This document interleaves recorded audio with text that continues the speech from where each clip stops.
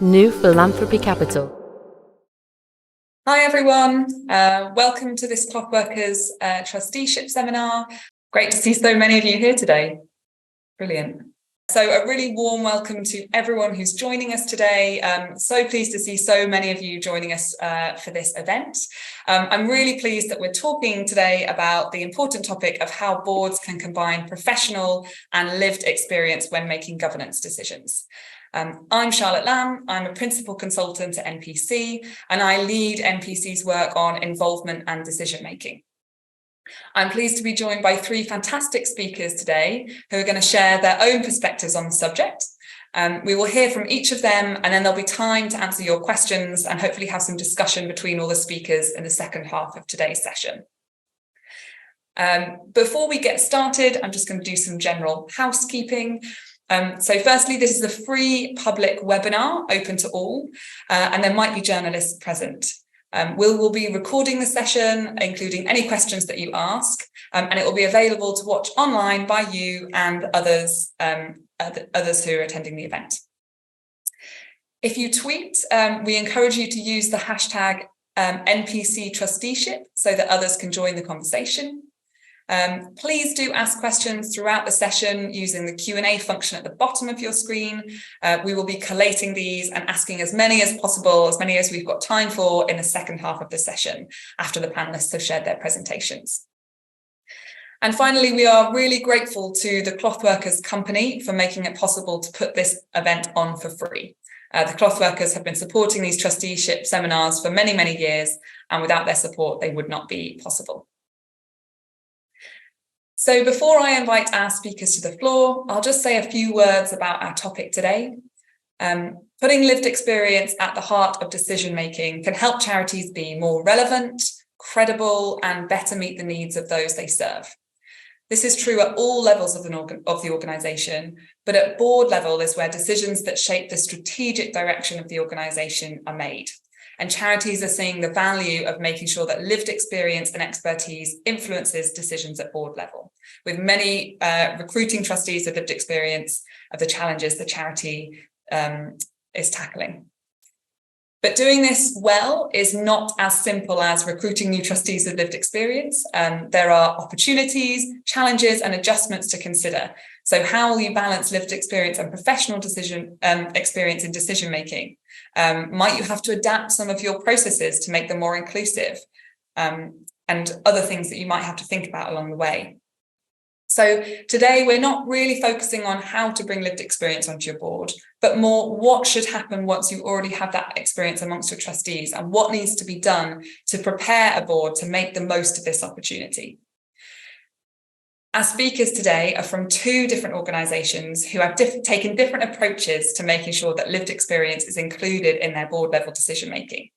And they'll be sharing their reflections and exploring questions like how a board might create inclusive, accessible and engaging governance structures, processes and cultures, how to make the most of lived experience and expertise of trustees and truly embed this in decision making, and how to make sure that being a trustee with lived experience is a positive experience. So lots of exciting things to cover, and I'm sure that many of you have many questions, which hopefully we'll get to in this sort of latter part of today.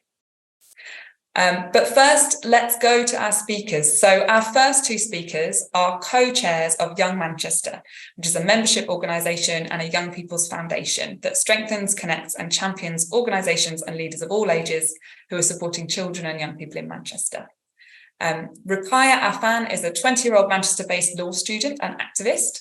She recently completed the Virgin Money Changemakers Fellowship and is a co-founder of Faith Reclaimed, which is an initiative in South Manchester which aims to tackle Islamophobia towards young Muslim women. She's passionate about diversity and amplifying the voices of young people and women from ethnic minority backgrounds to provide them with access routes into leadership positions.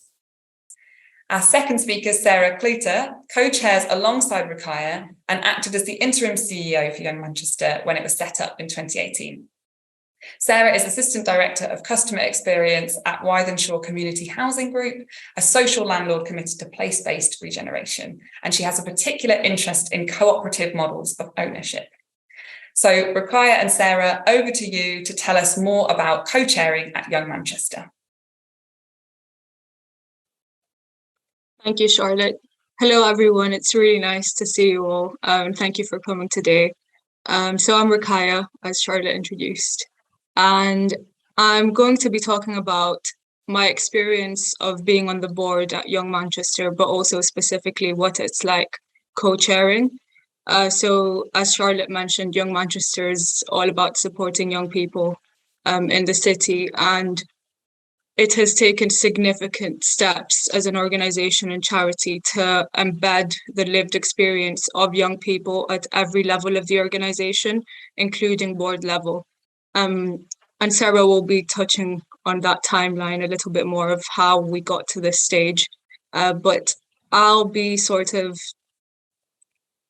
introducing I guess to focus a little bit more on like the practical side of things.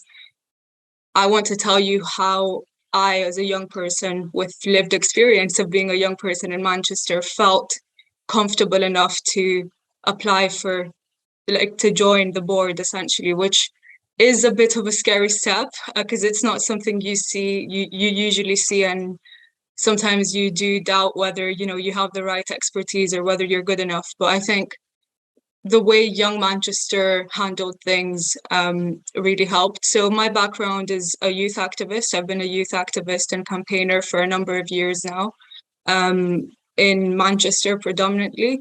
And I've worked with organizations like the Reclaim Project in Manchester, which champion the voices and experiences of young working class people to make like leadership positions, for example, or other routes more accessible to them, other opportunities. And Young Manchester had been supporting a lot of these organizations that I was a part of. So one of the first things Young Manchester did was position themselves really well in the sector in Manchester, and they were sort of known to be a really supportive organization that genuinely does want to help and support young people. So I think getting that messaging right and allowing other young people to see how good their work is was one of the first steps to creating that sort of culture and environment where I felt like I would be respected if I were to apply and join the board at this organization. And then another thing was they actively were vocal about wanting to have young people in their organization and on their board specifically. And that's for a number of years. But I think because they were so open and honest about that, and they were sort of really honest that, you know, we're not going to be able to get this right if we don't share our power with young people and if we don't allow them to be part of our board so that their voice is heard and so that we can do better work, because obviously as young people we'll know what this city needs because we're literally experiencing the problems, sometimes the good things too, and you need to hear this stuff on a board in order to know what direction to take the charity in. um, and Young Manchester was really good at being very sort of humble and honest and saying we need your help. And I think that approach is really useful when you're trying to engage with, when you're trying to bring on people with lived experience onto your board. So it's being humble enough to say that we can't do this without you. And then also being really supportive because, like I said at the start, it does feel quite daunting sometimes, like you do as a young person, especially because you don't have as much professional experience or even experience on boards as somebody else, some other trustees that are on the board. So the board itself at Young Manchester, like they were really patient with the young trustees and myself included. And they allowed us a lot of opportunities to learn and like have meetings outside of board meetings where we could just ask those silly questions. They seemed like silly questions to us, but they were quite valid questions. And just to sort of allow us, I was sort of mentored in a way by Sarah, especially, and I sort of grew in that board role. My confidence grew, and yeah, I think that's what we mean by creating a culture that's inclusive. At least that's what it means to me. So I think one of the most important things is to sort of get that initial messaging right and to understand that these people with lived experience are just as useful. But I'll pass on to Sarah, who will speak about the timeline and how we got to this place of power sharing with young people. Thanks, Ruqayyah.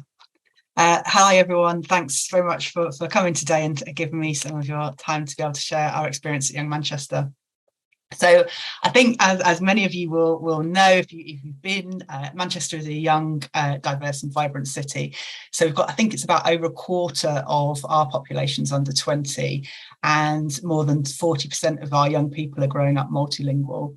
We've got some really good things about Manchester. So we've got, you might know, we've got 2 world-class universities, we've got incredible sporting and leisure facilities, beautiful parks, fantastic museums, exhibition centres, and all of which have a huge potential to offer children and young people a brilliant start in life.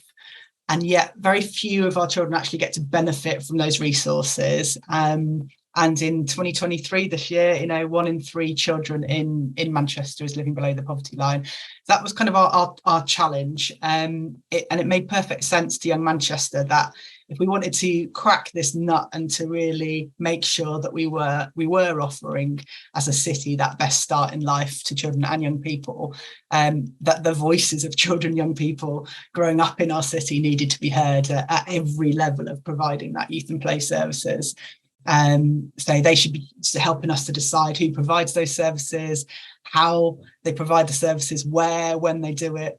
And if we're asking all the delivery organisations that we fund to listen to those voices, we absolutely needed to hear them ourselves. So we had sort of youth voice embedded in our values and approach from the beginning, but we didn't get it right straight away. And over time, we've tried different things and learned and tweaked and further strengthened our approach.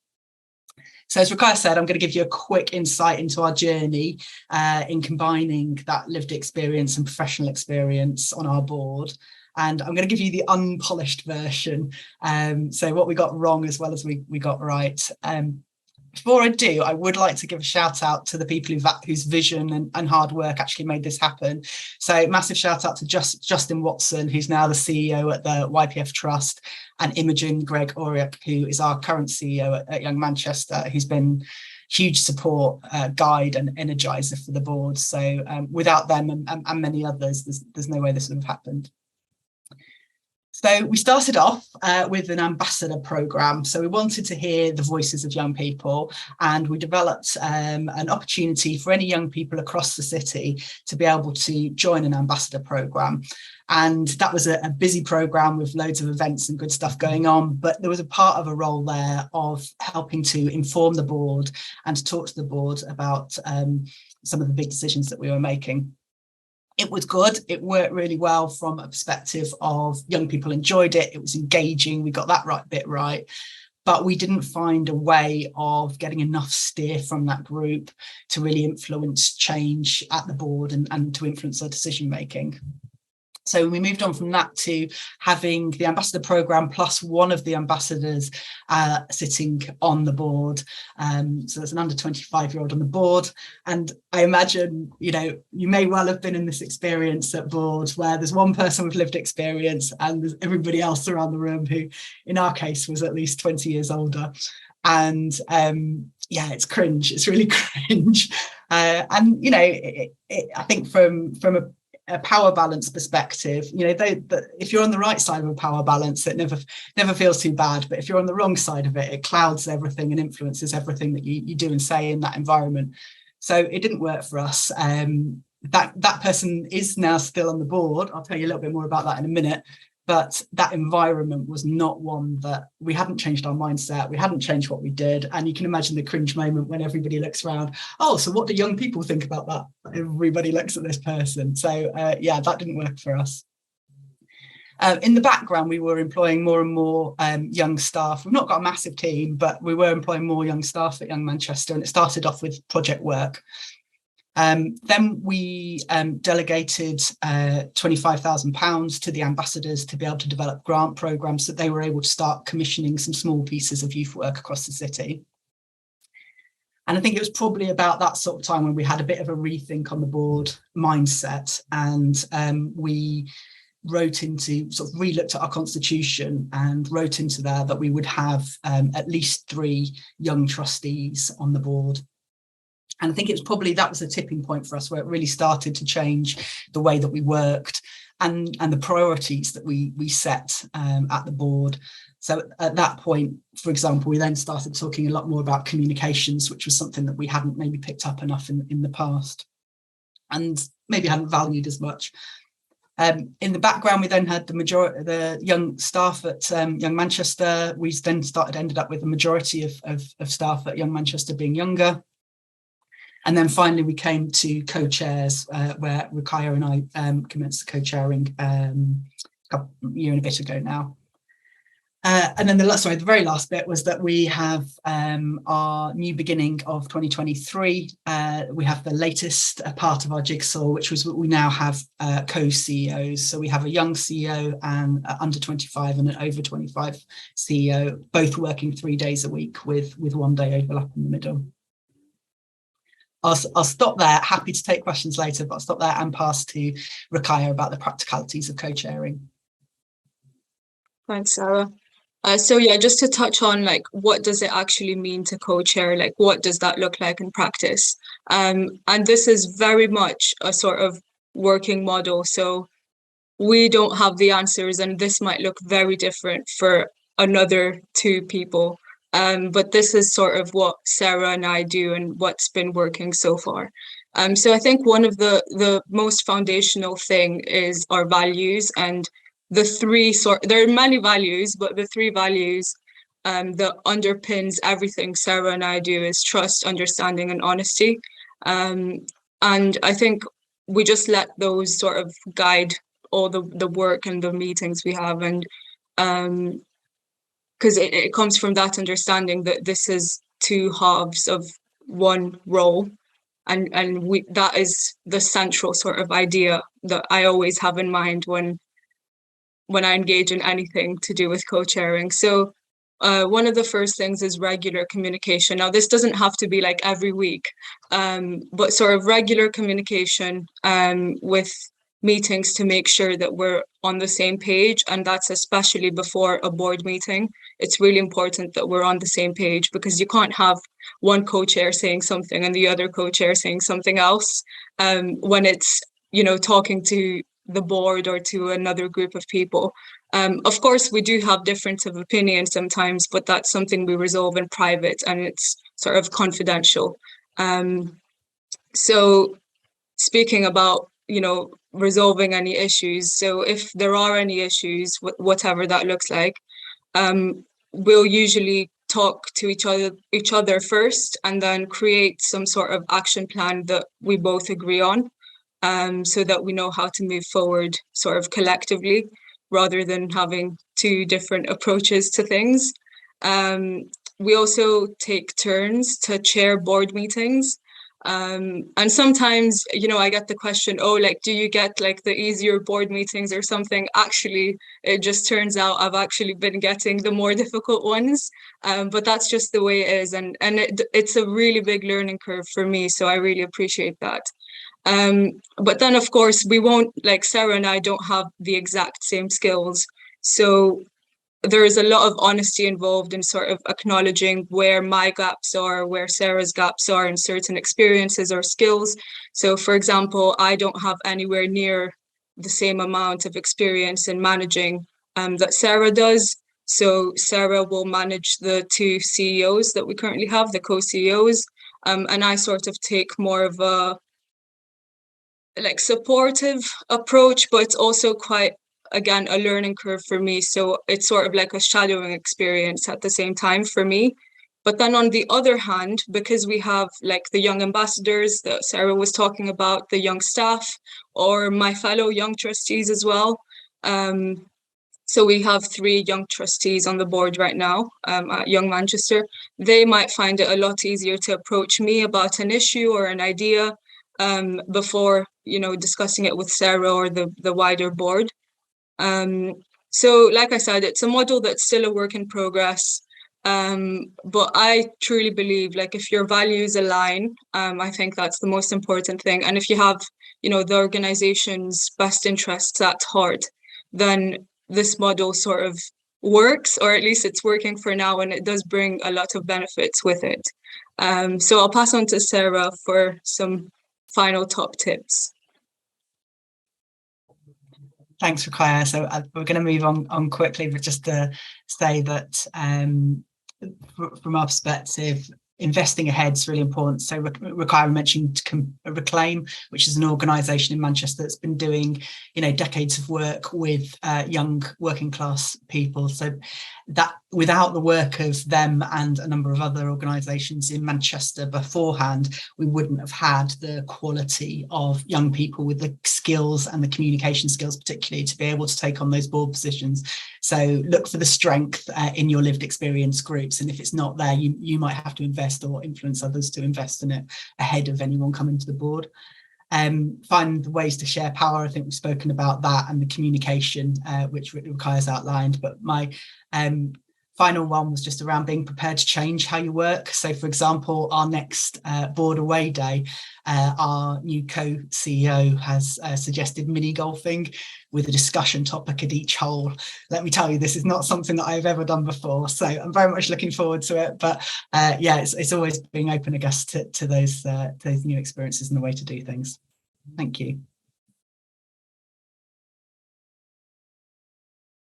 Great. Thank you so much, Sarah and Ruqayyah. Mini golfing sounds great. I think we need more of this kind of away day. Thank you so much. I think it's so interesting to hear, Ruqayyah, you talk about your journey almost from before you started. So like, what was it that made you feel comfortable to join and felt like it was going to be a good experience for you? So I think that's so important and not talked about enough. So thank you for sharing that. And I think, Sarah, also, thank you for giving such an honest account of your journey. I think it's so great to hear about things that you tried and didn't work, just as much as it is good to hear things that are going well. So I think that's a really important thing to acknowledge in this space. It's quite hard to get it right. And, sometimes you do have to try different ways of working before kind of landing on something that works better for your organisation. So thank you for changing that. And I loved the kind of focus on values as a way of co-chairing well. And I think that's something that a lot of people can take away and think about. It's such a good way of collaborating in general, but particularly that co-chairing role and having that values base around it sounds really important. I'm sure people will have lots of questions for you, but I'm going to hold those for the Q&A session at the latter part, so that we have time to move on to our third speaker. So our third speaker is Antonio Ferreira. So Antonio is a member of the Youth Board at Beyond, a charity seeking to improve young people's mental health in the UK. As well as studying for a degree in psychology with cognitive neuroscience, Antonio speaks and advises professionally as an expert through lived experience in the private and public sectors. In 2022, Antonio was the recipient of the Janie Antonio Award, which recognises campaigners with lived experience who have made a difference to the lives of people living with mental illness through raising awareness, combating stigma, and campaigning for better care. Today, Antonio is going to talk to us a bit about his experience of bringing his lived experience to board decision-making at Beyond, but also some of the many other exciting things that he's involved with. Antonio, over to you. Thank you, Charlotte. And thank you, Sarah McKay, for your accounts as well. It's very interesting to learn about. I'll start by explaining my journey into charities and volunteering, because I'm a big believer that the means matter as much as the end, if not more. And so to start off with, as mentioned, I'm Antonio, mental health activist and anti-racism campaigner, student, and also youth board member for Beyond. Now, how I first got involved with Beyond and various other charities actually starts from being a student. As a teenager, I was diagnosed with schizophrenia and emotional unstable personality disorder. And I spent some time in a psychiatric unit after attempting to take my own life. Having spent that time in a psychiatric unit, I actually became quite inspired by my peers' experiences, and it motivated me to want to recover and come out into the world and learn more about psychology, hence studying now at the University of Essex. Now, my first attempt at university was at the University of Hull, and what happened there was, I was in a psychology class, and my lecturer was banging on about, oh, you need extra experience in psychology because the world of psychology nowadays is very competitive. And I was adamant that, I'd work myself off to get first, and that would be enough. But my lecturer at the time was like, no, I said you need extra experience. And so, listen to what I'm saying to you, sort of thing. And so, in the most respectful way, because I don't know whether my lecturer might be in the audience, to try to shut her up, I just went and signed up to a mental health charity, which at the time was a local mind in Hull and East Yorkshire. And I pretty much only signed up to, put my name on paper and show her, look, I've done the extra experience part of what you requested. Now, for anyone who might not be aware, when you sign up to be a volunteer, you do get asked to take part in volunteering activities. For me, that wasn't something I prepared for. And so when I was asked to take part in my first volunteering activity, which was to tell my story to the university, my university, I bravely answered, no, of course not. This was never part of my plan. I only done this to show my lecturer, my name on a paper. However, a motto that I live by is to never give up and to always try. A human, the best thing they can do is always try. And so coming back to university, I thought, let me sign up to National Mind and try to do the things a volunteer should do. And so they, again, same process, reached out to me and said, oh, would you like to tell your story at our staff induction day? And I said, quite bravely, yes, of course, why not? I'll give it a go. And so, I went and told my story for the first time ever at this staff induction day. And the reception I received at the end was like a light bulb moment for me. There were people who said to me, your story is so powerful, you should really follow through with it. And, it could save a lot of people's lives and be be a beacon of hope to others. And so quite erratically, I decided to sign up to 8 other mental health charities because I just felt, 1 wasn't enough, 2 wasn't enough, 3 probably wasn't enough, 2. And so I got involved with many different mental health charities. Some to name are Rethink Mental Illness, Mind, Papyrus. And if I carry on naming, I'll forget some, so I'll stop there. Then came Beyond. So Beyond saw that I was heavily involved in different mental health spaces and charities. And I was reached out to by Louisa Rose, who is the CEO of Beyond. Now, Beyond was founded by Johnny Benjamin. And as I said, the CEO currently is Louisa Rose. When she spoke to me on the phone, she said, I can see you're very invested in this space and we'd love to have you on board our youth board. And she explained to me the 2 different pathways that I could be involved in under the board. And it was basically around how much I could commit to their work. There was a part of the board that were for people who couldn't be so involved because of time and other commitments. And then there was a second part of the board who were people that were really invested in changing the lives of young people going through mental health. Now, as someone who signed up to 8 different mental health charities, I, of course, chose a route where I became heavily invested within the youth board. Now, to keep that in note, there also came a time where I started a campaign around moving beyond tokenism. What came to light was that most volunteers who join mental health charities, they take part in 1 or 2 activities and then move on. For me, because I was so invested and so passionate to changing the way the UK views and addresses mental ill health within racialized communities, I stayed with some charities as a volunteer for 2 to 3 years. In between that, I realized that there were some inconsistencies within charities, and a lot of it sort of played a role of involvement equaled compensation.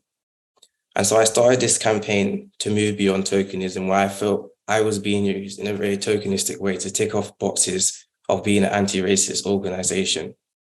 The campaign ultimately was to call senior leaders to account for their performative tokenisms and to take accountability for their promises to be an anti-racist organization. I felt at the time, as I mentioned, I was only being used to give illustration, to give life to what I mean. Imagine a car.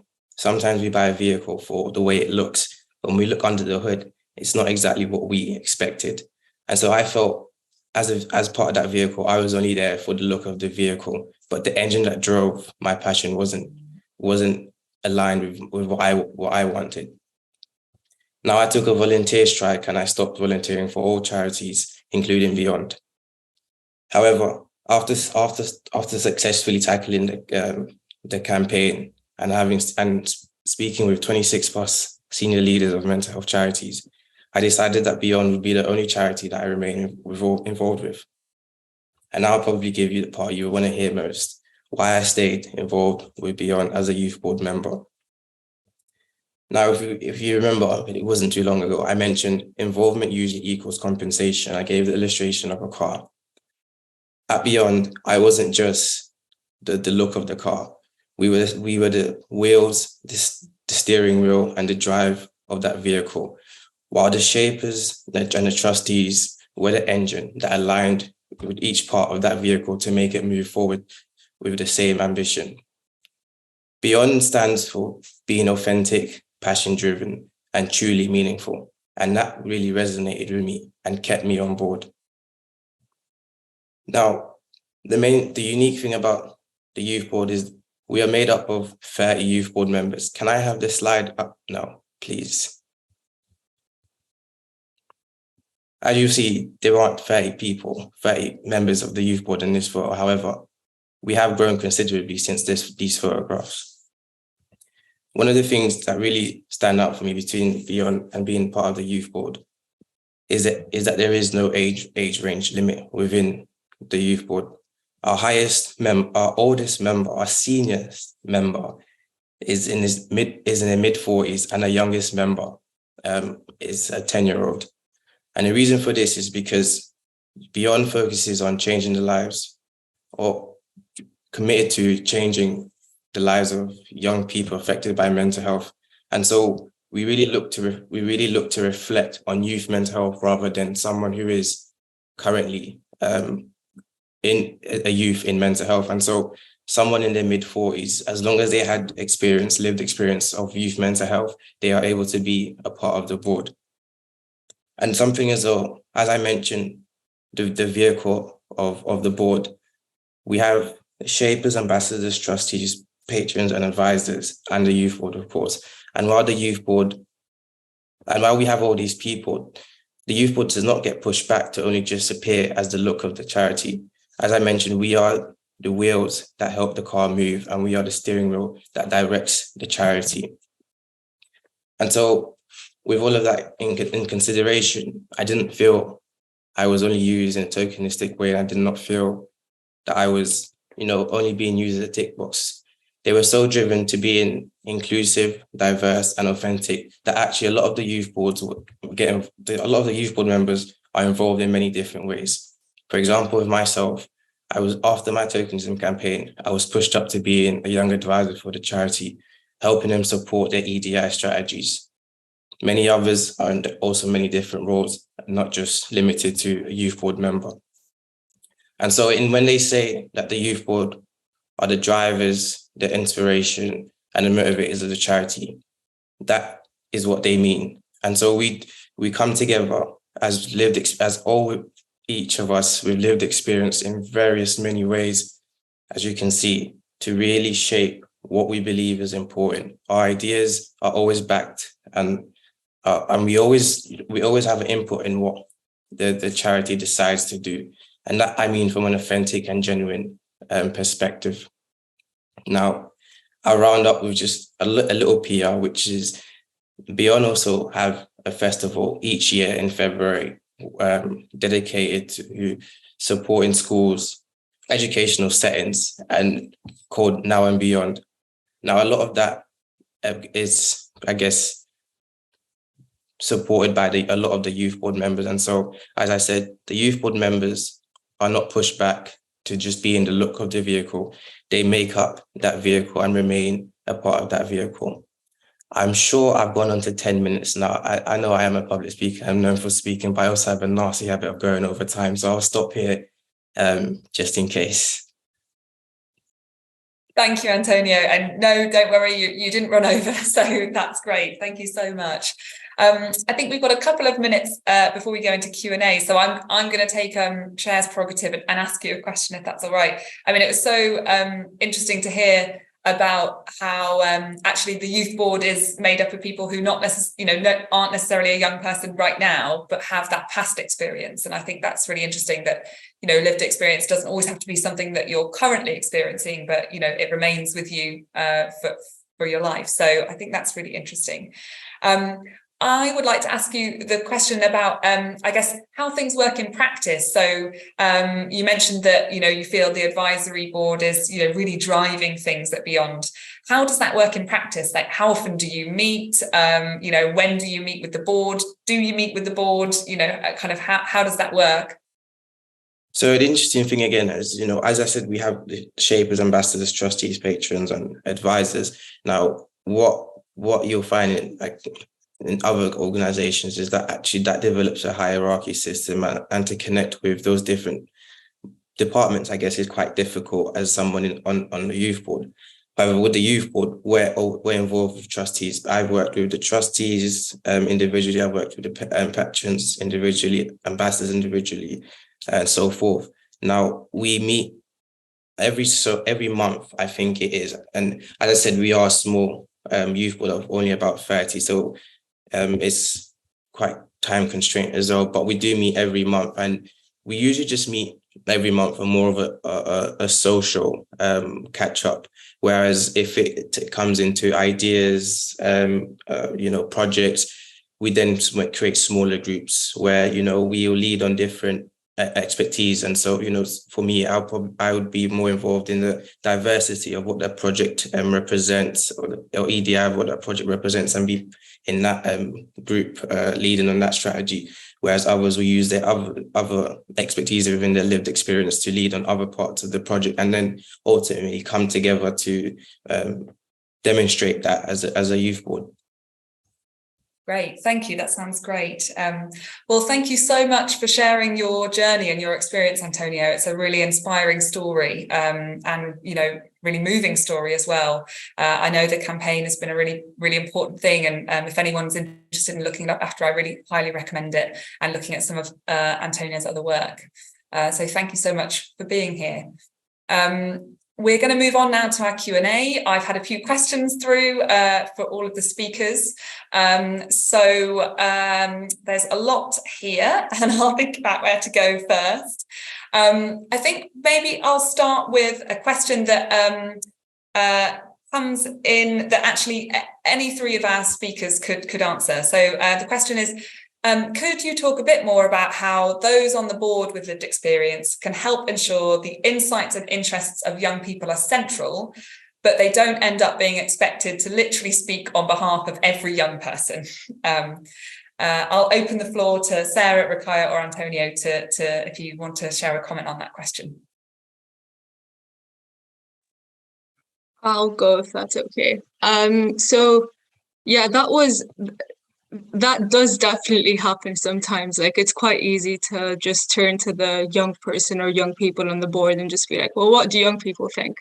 But I think one of the things that we do at Young Manchester that we've quite recently implemented actually is having some of our young staff, for example, come and present the projects they're working on. And they're a lot more in touch with young people and our young ambassadors in the city.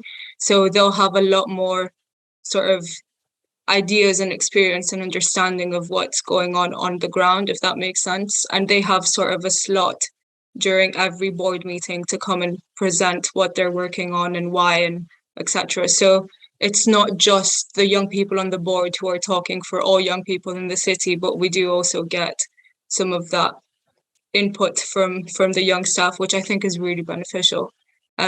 It also alleviates a lot of pressure from myself personally, which is good. But yeah, so that's just one mechanism, like practical mechanism that can be used. Great, thank you, Rakaya. And I guess, yeah, remembering that although you have that lived experience on your board, that's, you can also bring in other experience from time to time to kind of feed in as well. Antonio or Sarah, would you have anything to add to what Rakaya said? Yeah, I would probably say it's the same sort of way that you'd treat any other expertise. I think both Charlotte and Antonia have used the word lived experience expertise, and I think it's really helpful to see it in that way, because I'm thinking about how we use our treasurer, for example, is on treasurer on the board. If it comes up to something financial, we're looking at a strategy or we're looking at the budget, and of course we want to know what the view of our treasurer is.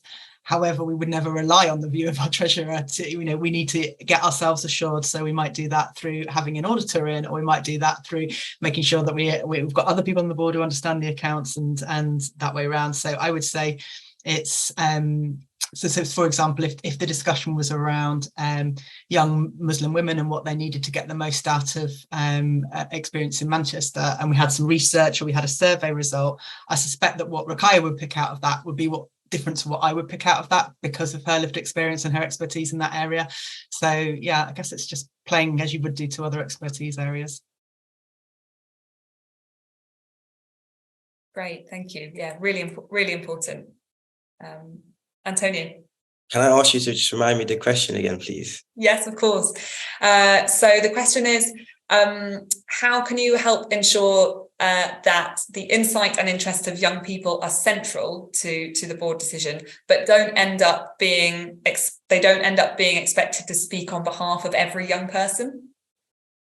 Yes, I think that again comes on understanding each one of your lived experience representees, because as I said, although we all have lived experience of mental health, youth mental health, we all have a certain expertise within that lived experience. As I said, for me, I'm more focused on equality, diversity, inclusion, whereas others are more invested in other parts of the lived experience. And so it's managing who best fits what part of the project and how and in what aspect they suit the project. Instead of just having a lived experience involved in everywhere or anywhere, it's actually let's work out how and in what aspect and what context they're most effective. Yeah, really important. So remembering everyone brings something different and is an individual within that as well sounds really important. Great. I'm going to move on to another question, which I think Sarah and Rakaya touched on a few of these in their presentation, but it'd be really interesting to hear if anyone has any more, or Antonia has thoughts. So apart from more lived experience on the board, what other adjustments do boards need to make to be more inclusive? Are there any kind of top things that you would highly recommend?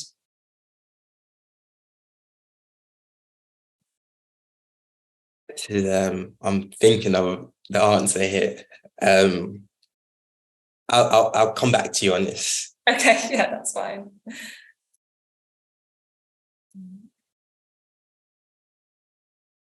I guess there's some really practical stuff around agreement to inclusive values and inclusive language and practices, and making sure that before you have the lived experience that everybody understands what that might mean. So we did some training sessions and had some documents together that we wrote around our approach. So yeah, I think there's something practical on that. Yeah, I'm not sure. I think maybe understanding the expertise. So one thing that Rakaya and I did was we sat down together and we went through, right, okay, what are you good at?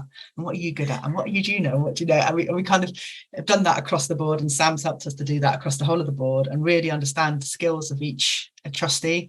And I think within that, then being able to turn to people as quite practically on the issues. So for example, Rakaya's got a degree in law as well. So that's really helpful when we come to legal issues. Yeah, I'm not sure I've got anything else, but I just thought I'd mention that. That's great. No, thank you, Sarah. And sometimes, again, going back to values, it's really important, but also sometimes just very pragmatic, practical things as well are really important to not forget.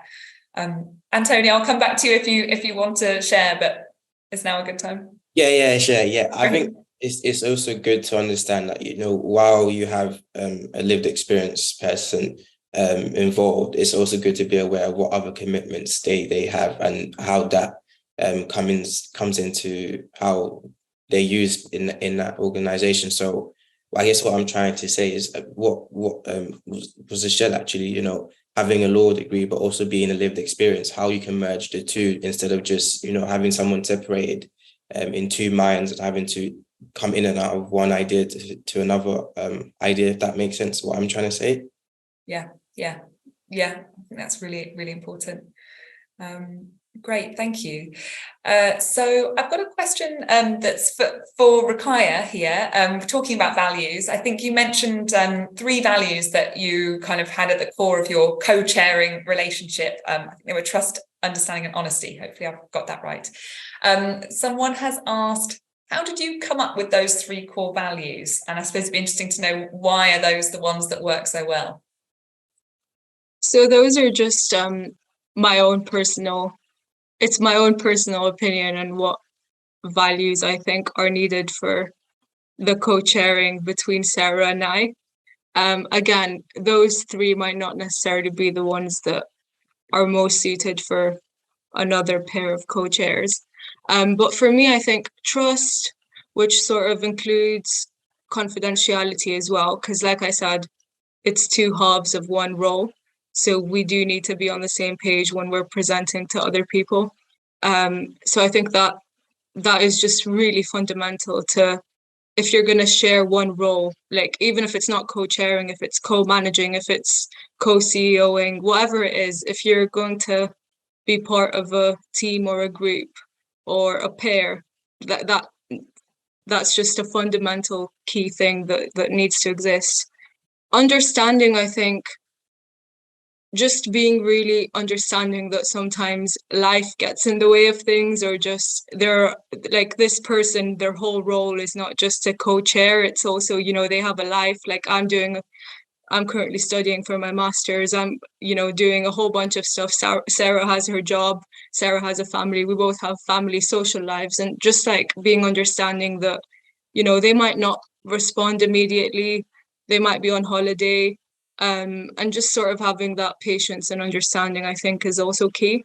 And then honesty, I think honesty is like quite a fundamental value in all walks of life. Like it's not just about this, but I think sort of linking to what I was talking about before, about being honest and humble enough to admit what your gaps are, and maybe there's something that would be good if you're able, if you sorry, let me rephrase that. It would be good if you're able to sort of do a certain thing, but admitting that actually I don't have the skills or I don't have the capacity, and just being really honest and open about that.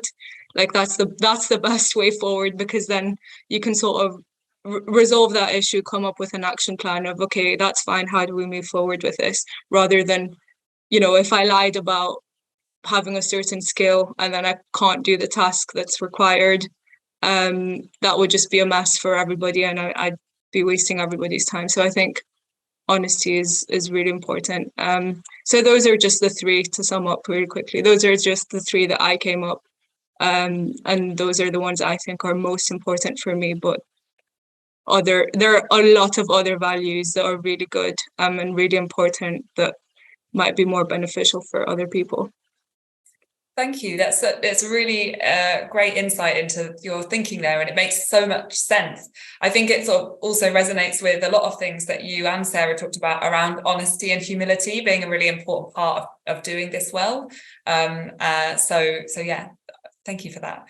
I have a question here for Antonio, which is, within your youth board, how do you approach differences in perspectives? Particularly between those whose lived experience might be further in the past compared to those who are currently perhaps experiencing something? Yes, that's a really good question. I think, you know, again, it's just being understanding in that aspect is a key thing. And sometimes you just need to be reminded of that understanding, really.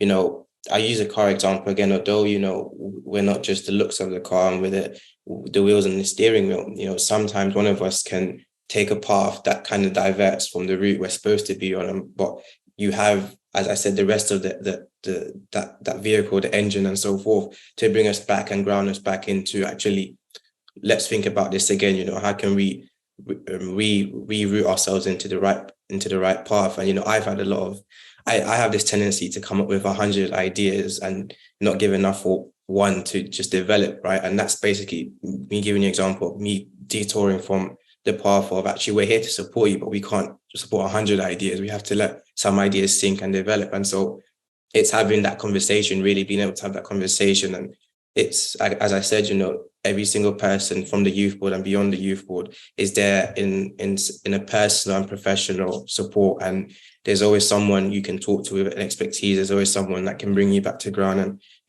within each relationship, you'll know who to go to in terms of certain difficulties and challenges. And, as I said, there isn't that hierarchy of, okay, well, I want to reach out to a trustee. Well, okay, you can't reach out to a trustee because they're a trustee. It's actually, we're all here together driving that vehicle. So I hope that answers the question. Great, thank you. The vehicle analogy is so good for so many things. Thank you. I think we've got time for one more question, which I think is a great question, which is open to anyone to respond to, really. It'd be great to get kind of different perspectives on it. What advice would you give to get the ball rolling if you're a member of staff and don't have any sway? Are there resources you'd specifically recommend to get our boards to look at?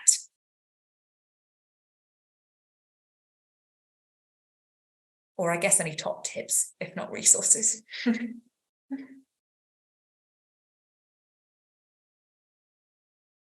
just going to quickly mention one that's coming up like at the top of my head. I think if you know somebody who's got that lived experience, and you're able to get them into a board meeting or even just to meet maybe some senior people at your organization and let them speak about why it's important for them to be involved in those senior positions at your organization.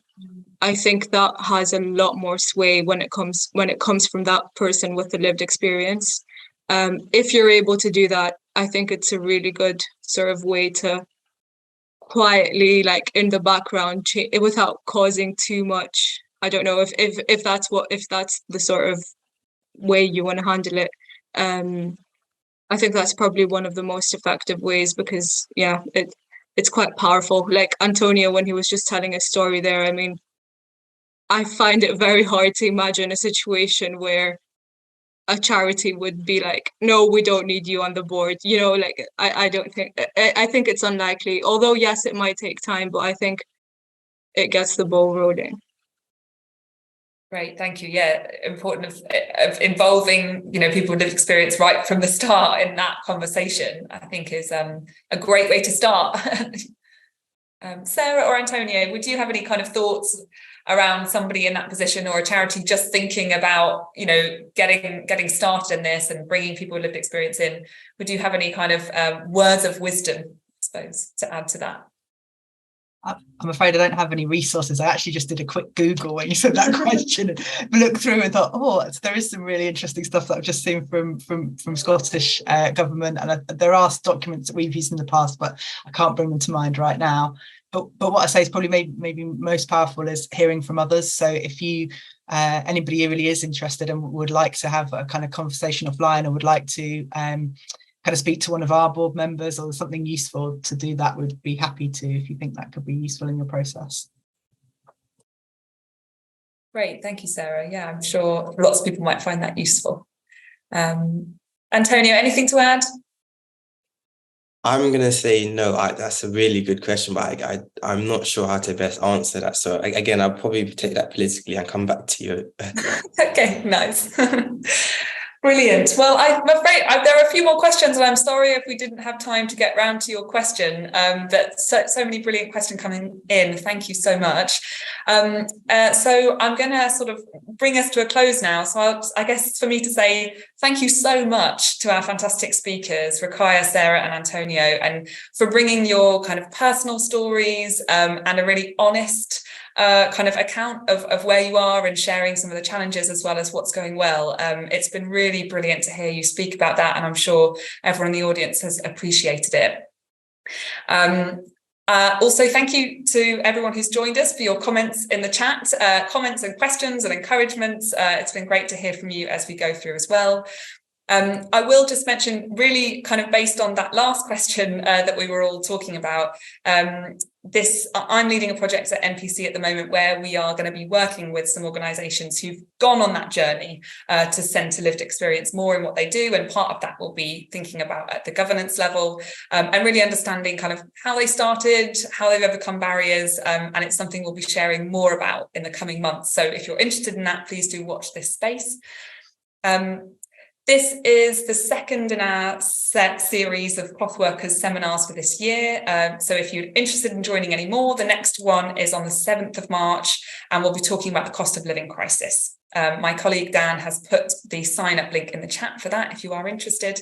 And thank you again to the Clothworkers company for making this possible and allowing us to put this event on for free.